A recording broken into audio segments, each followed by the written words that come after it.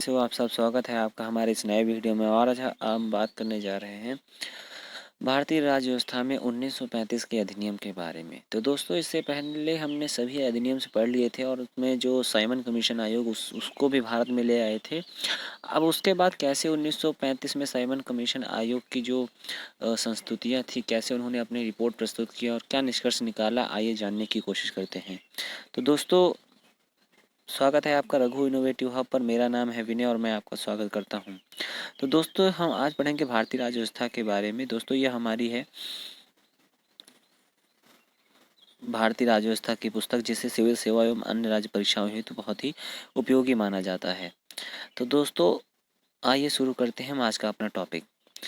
तो दोस्तों, आपसे बता दें कि जो भारत शासन अधिनियम था, भारत शासन अधिनियम को भारत में जो लोकतांत्रिक सरकार थी, यानी उत्तरदायी सरकार के गठन को एक मील का पत्थर माना गया, क्योंकि यहीं से भारत को अपनी सरकार चलाने के लिए एक मौका मिला।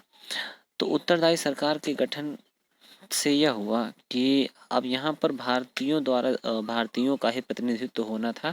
और यह पूर्ण रूप से यह मांग 1935 में ही स्वीकार कर ली गई थी, क्योंकि इससे पहले ब्रिटिशर्स का यहाँ पर जो है शासन करते थे, उसके बाद राजा रजवाड़े करते थे।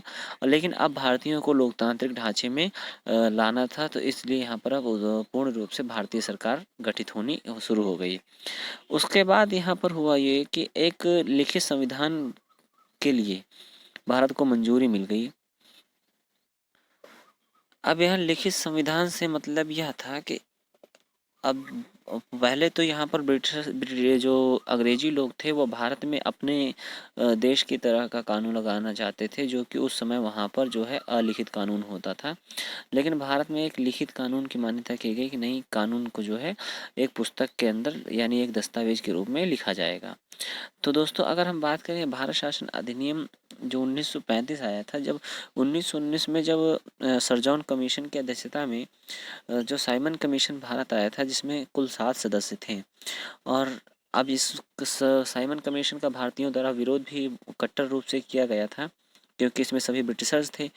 अब ब्रिटिश भारत में ब्रिटिश सरकार तथा भारतीय रियासतों के प्रतिनिधियों के मध्य 3 गोलमेज सम्मेलनों का आयोजन किया गया था। इन सम्मेलनों की चर्चाओं के आधार पर संवैधानिक सुधारों के संबंध में, यानी जितने भी संविधान के सापेक्ष सुधार होने थे, उनको एक श्वेत पत्र में तैयार किया गया और ब्रिटिश संसदीय समिति के विचारार्थ प्रस्तुत किया गया। तो इसके बाद दोस्तों हुआ यूँ कि इसमें एक अखिल भारतीय संघ की स्थापना कर दी गई, क्योंकि अखिल भारतीय संघ जो उस समय था उसका प्रावधान हुआ। इसमें हुआ यूँ कि जिसमें ब्रिटिश प्रांत और देसी रियासतें जो थी, जो ब्रिटिश प्रांत थे, जो ब्रिटिश प्रांत और जो देसी रियासतें उस समय अलग अलग होते थे। क्योंकि होता यह था, कई राजा रजवाड़े जैसे नवाब, उनकी अलग रियासत होती थी, और ब्रिटिश प्रांत जहाँ पर ब्रिटिश लोगों का शासन होता था। तो इन दोनों को पूर्णतः एक रूप माना गया कि यहाँ पर एक तरह से सभी भारत में पूरी तरह से एक तरह से शासन किया जाएगा, परंतु ऐसा उस समय माना नहीं गया। और ये जो अखिल भारतीय संघ थी, इसको 3 सूचियों में विभाजित किया गया था कि यहाँ पर क्या ध्यान देना चाहिए। तो आइए जानते हैं कौन कौन सी सूचियाँ थी। तो सबसे पहली थी संघीय सूची, जिसमें केंद्र सरकार के विषय रखे गए कि यहाँ पर केंद्र सरकार किस तरह से कार्य करेगी। उसके बाद प्रांतीय सूची, प्रांतीय सूची में प्रांतों के क्षेत्राधिकार के विषय में बात की गई। और समवर्ती सूची इसमें केंद्र तथा प्रांतों के सामूहिक विषय के बारे में बात किया गया। जैसे मान लो एक राज्य है और किसी देश के अंतर है, तो राज्य पूरी तरह से अपना काम काज संभालेगा। कुछ चीज़ें होंगी जो अलग राज्य संभालेंगे, इनकी इंटर कनेक्टिविटी होगी। और एक पूरे देश पर एक शासन सत्ता होगी जो बाहर से रिलेशन होने चाहिए, इंटरनेशनल रिलेशन को मॉनिटाइज करेगी। तो उसके बाद यहाँ पर 3 सूचियों की भी स्थापना होगी। हालांकि यह फेडरेशन जो संघ था कभी अस्तित्व में नहीं आया, क्योंकि देसी रियासतें इसमें शामिल ही नहीं हुई, क्योंकि जो राजा रजवाड़े थे वो अपनी शासन सत्ता खुद संभाल रहे थे। उसके बाद हुआ यूँ कि इसमें वायसराय को जो है अवशिष्ट शक्तियाँ दे दी गई, यानी पूर्णतः वायसराय को जो है सम्मिलित रूप से सभी शक्तियाँ दे दी गई, क्योंकि साइमन कमीशन आयोग की जो बातें थी वो भारतीय लोगों ने नेग्लेक्ट कर कि अब राजनीतिक और प्रशासनिक कार्य पूर्णतः जो है सरकार संभालती थी। और लेकिन जो है अभी भी जब जो नई द्विसदनीय व्यवस्था लागू की गई, जो कि उस समय केवल 6 राज्यों में की गई थी। ये बंगाल, बम्बई, मद्रास, बिहार, संयुक्त प्रांत और असम में। तो इसमें यह था कि एक होता ये था कि पहले गठित की गई इसमें विधानसभा और एक दूसरी बताई गई थी विधान परिषद। इन दोनों का गठन राज्य स्तर पर किया गया और केंद्र भी इन तीन दोनों का निगमन कर सकती थी। तो उसके बाद जो मुख्य कार्य इसमें किया गया, जो सांप्रदायिक प्रतिनिधित्व की जो व्यवस्था थी, यानी मुस्लिम अपने अलग प्रतिनिधित्व चुनते थे, आंग्ल भारतीय अपने, और अगले अन्य सभी जातियां जो हैं अपने अपने सांप्रदायिक जो आधार पर सभी प्रतिनिधित्व चुनते थे। तो इसका यहाँ पर विस्तार कर दिया गया बहुत बड़े रूप से, क्योंकि होता ये था कि सभी जितनी भी जातियां थी अपने अपने प्रतिनिधि चुनती थी, लेकिन यहाँ पर जो सांप्रदायिक प्रतिनिधित्व था उसका गांधी जी के विरोध प्रदर्शन के बाद इसमें थोड़ा सा परिवर्तन भी किया गया था। हालांकि सांप्रदायिक प्रतिनिधित्व यहाँ पर इस तरह की व्यवस्था नहीं थी, क्योंकि इसमें होता यह था कि जो वंचित वर्ग, अनुसूचित जातियाँ थीं, महिलाओं तथा मजदूर वर्ग के लिए पृथक निर्वाचन मंडल की भी व्यवस्था यहाँ पर कर दी गई थी और सांप्रदायिक प्रतिनिधि व्यवस्था का और विस्तार हो गया। हालांकि महात्मा गांधी के प्रयासों से जो पुनः समझौता हुआ था, उसके उपरांत अनुसूचित जातियों के लिए पृथक निर्वाचन मंडल की व्यवस्था में थोड़ा सा परिवर्तन भी किया गया था। उसके बाद जो मुख्य रूप से कार्य हुआ कि 1858 में जो भारत शासन अधिनियम द्वारा स्थापित जो भारत परिषद यानी इंडिया काउंसिल को समाप्त कर दिया गया था, जिसे भारत के राज्य सचिव का पद भी कहते थे, जो कि भारत में विषयक नीतियों पर परामर्श देने हेतु 3 से 6 सदस्यों वाली सलाहकार की एक टीम हुआ करती थी। सामान्यतः इसमें जब भारत परिषद की समाप्ति कर दी गई, तो अब यहाँ पर पूर्णतः इंडियन कैबिनेट मंडल का विस्तार होने लगा। और यहाँ पर हुआ यूँ कि उस समय जो है देश में जितनी भी बैंकिंग प्रणाली थी, मुद्रा एवं साख के नियंत्रण के लिए रिजर्व बैंक की स्थापना 1935 में कर दी गई, क्योंकि अब भारत को अपना पूरी तरह से अर्थव्यवस्था का संचालन करना था। और उसके बाद एक मुख्य कार्य यह हुआ कि यहाँ पर जो मतदाता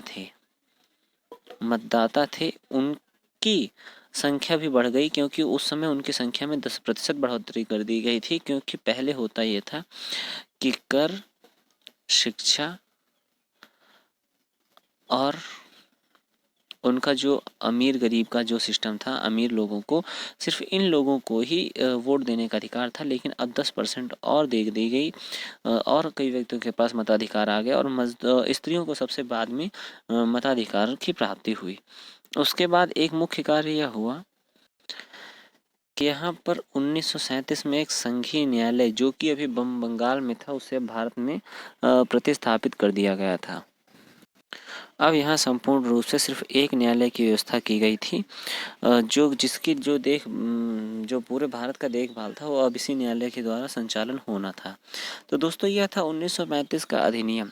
अब 1935 के अधिनियम के बारे में बात करें तो कुछ कार्य जो मुख्य रूप से हुए उनमें कुछ यह थे कि जैसे एक तो इस अधिनियम की आलोचना भी बहुत बड़े पैमाने पर हुई थी। इसे भी यह भी कहा जाता है कि चाशनी में लिपटी कुनैन के अतिरिक्त यह अधिनियम और कुछ नहीं था। इसमें यह हुआ कि संघीय व्यवस्था जो थी, जो संघ की स्थापना की गई थी, जो संघीय व्यवस्था थी, उसका कभी अस्तित्व आया ही नहीं, क्योंकि यहाँ पर देशी रियासतों ने विलय करने से मना कर दिया। तो अब यहाँ पर सिर्फ ब्रिटिश प्रांत ही आपस में मिलने लगे थे, क्योंकि उस समय देश में टोटल 11 राज्य थे, जिनमें से 6 में द्विशासन प्रणाली अपनाई गई थी। उसके बाद बात करें तो यहाँ पर बात करें तो वायसराय जो था वह अभी भी अपनी मनमानी ही कर रहा था, क्योंकि होता यह था कि जब यहाँ पर द्विशासन प्रणाली अपनाई गई थी, तो जो वायसराय द्वारा वीटो की शक्ति के अतिरिक्त जो था, केंद्रीय विधायिका द्वारा पारित किसी भी अधिनियम पर क्राउन द्वारा भी वीटो किया जा सकता था। एक तो ब्रिटिश की महारानी, उस समय जो ब्रिटिश का क्राउन था, वह भी भारत पर अपनी शक्ति अपना रहा था, और वायसराय, अब दोनों में तालमेल बन नहीं रहा था, और भारत के जो क्रांतिकारी भी। अब इसमें होता यह था कि अब तीनों अपनी अपनी जो है शक्तियों का प्रदर्शन करते थे। यूज़ करते थे। अब यदि वायसराय आश्वस्त हो कि विधायिका में जो उसके प्रस्तुत विधेयक है उसकी विशिष्ट उत्तरदायी यानी उसके कार्यों को प्रभावित कर रहा है, तो वह उस जो जो मतलब विधेयक पर हो रही चर्चा को स्थगित भी कर सकता था और सदन की दोनों कार्यवाही को निलंबित कर देता था। तो यह यहाँ पर मुख्य वजह थी। तो आगे हम पढ़ेंगे जब, तो इसके बारे में विस्तृत रूप से बात करेंगे। तो दोस्तों आज का सेगमेंट हमारा यही था। आपसे जो है एक ही रिक्वेस्ट है कि आप चैनल को सब्सक्राइब जरूर कर दीजिए और बेल आइकन को भी प्रेस कर दीजिए और वीडियो को शेयर कर दीजिए। दोस्तों आज हमें बताइएगा आपको कैसा लगा यह सेशन, और थैंक्स फॉर वॉचिंग नाउ। अब हम आपसे लेते हैं विदा। धन्यवाद।